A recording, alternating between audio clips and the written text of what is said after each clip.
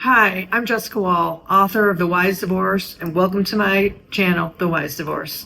Today we're going to be talking about tips to making the journey of divorce a little easier for you. So you've already made the decision to file for divorce. So now what? What can you do?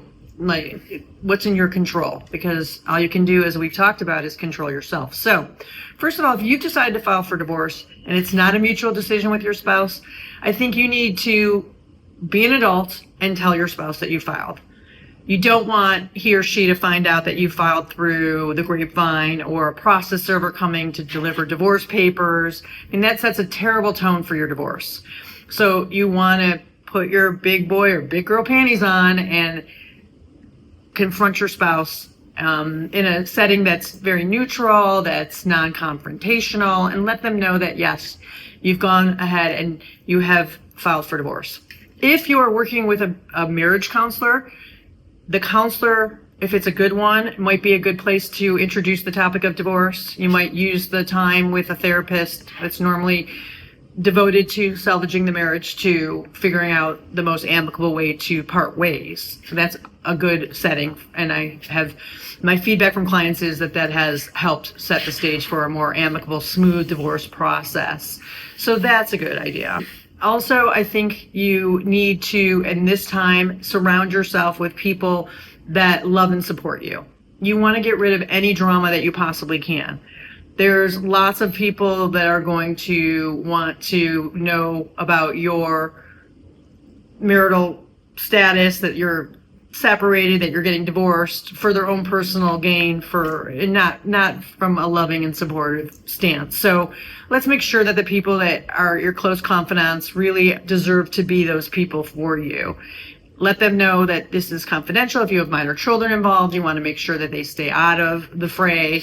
In my book in chapter 7, I do talk about, this tips into making, once you filed for divorce, a little easier. I think it's important that, if possible, that you maintain the status quo.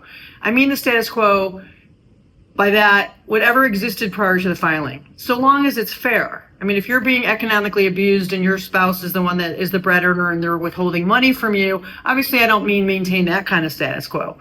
But if the finances are maintained in a certain way that's fair, continue to do that while you address your differences with your spouse.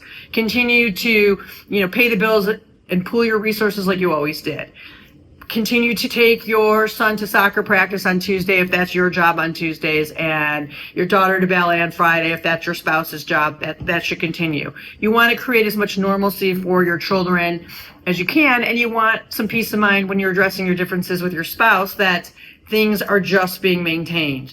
Nothing crazy, earth-shattering is changing because you filed while you are addressing your differences. You want the household to be as smoothly run as possible. So also, I tell people to listen to their bodies, because your bodies don't lie. If certain situations are really stressing you out, seek out a good counselor for yourself, or continue with a counselor, maybe up those appointments if you need to initially.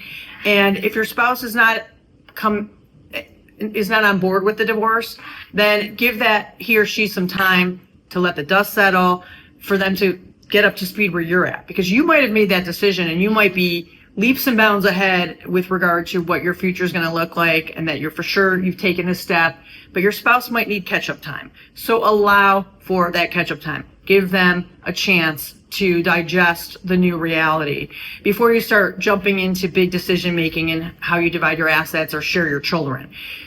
Give a deep breath, give a moment. There's a rhythm to divorce. There's a timing issue to it. So you want to make sure that that's maintained, and that you're kind of reading the room with regard to your spouse. You know he or she very well, so you know they might just need a little time to digest. I wouldn't let that little time to digest turn into months, or, you're contemplating, dismissing your divorce action because of the reaction of your spouse. Stay true to what you believe is in your best interest, that you believe in your heart is the right thing to do, but give a little grace to your spouse. But of course, set timelines too. So if they need a couple weeks to digest, fine, but not months. That's not going to work. You still have to maintain your boundaries and know that this is the right decision for you and that you are going forward with it. You're just giving a little grace to your partner. So I highly recommend that you also find some inspiration in going forward. And I love this, that I had a client who was going through divorce and was very close with her sister. And during the divorce process, her sister sent her an inspirational quote every day. So a little inspiration when you wake up in the morning, the quotes could be as simple as, don't be afraid to give up the good to go for the great. Don't let your past steal your future. Difficult roads often lead to beautiful destinations. So quotes like this are helpful. Self-help books are helpful. Arm yourself with knowledge, as I always say. You can't go wrong. Putting your children first and foremost, maintaining that you're going to maintain child-centric decision-making is key. And this should really help you in this, time in your life that's difficult. And I'm proud of you for taking this step. It's not easy to end a marriage, especially when there's children involved, but the best version of you is what's going to be better for everybody involved around you. So I wish you a lot of luck, and catch me next time on The Wise Divorce.